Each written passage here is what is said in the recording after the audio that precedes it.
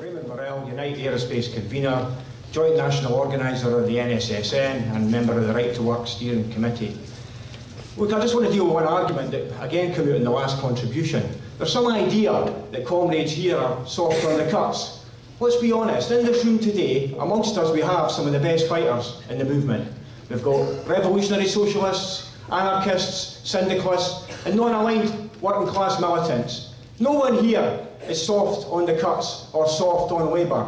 That's a straw man. Everybody here is trying to work out how we stop all the cuts. So let's stop this nonsense about the debate being polarised about being soft on the cuts and we're all in favour of opposing all the cuts. It's complete nonsense.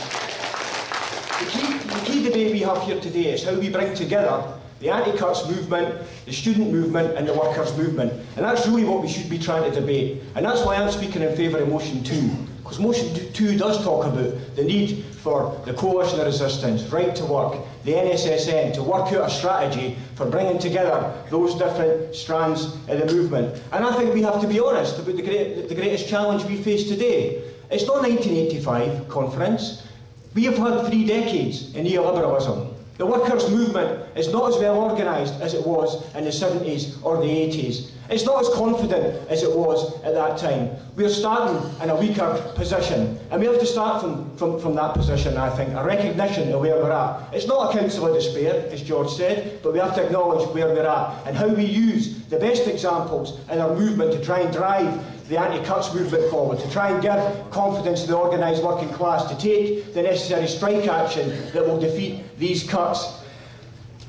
I think we also have to acknowledge that the left, and the hard left in particular, is not big enough at this point in time to lead the anti-cuts movement. Furthermore, we're also riven by divisions. And that's why I'm opposed to the setting up of yet another anti-cuts campaign. The last thing we need is another anti-cuts campaign. The key thing we need is bringing together the existing anti-cuts campaigns, and we need to work out how the NSSN and its current formation can play a key part in bringing together those organisations. At the last steering committee meeting, we were discussing this resolution. And in the course of the discussion, a leading Socialist Party member talked about the coming together of the coalition of resistance and Right to Work with an agreement on joint activity. And he described it as an unholy alliance. Now, who in their right mind would describe the coming together of the 2 major anti-cuts campaigns as an unholy alliance? And this is what gives me concern about what's driving the proposal for motion number 1. Because I think we have to be honest. From the outset of the NSSN, there's been an attempt to link the NSSN with the campaign for a new workers' party.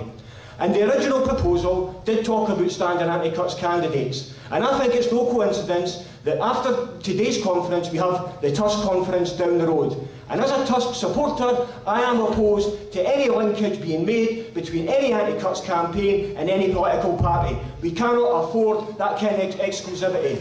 We need an open, inclusive campaign that appeals to people of any political party who want to fight the cuts. How do we appeal? How do we appeal to the 40,000 people who have joined the Labour Party? They've not joined the Labour Party to implement cuts. They've joined the Labour Party to discuss how they oppose the cuts. We need an open door. We need to welcome the best people in our movement. Right, the next 2 speakers for the majority position is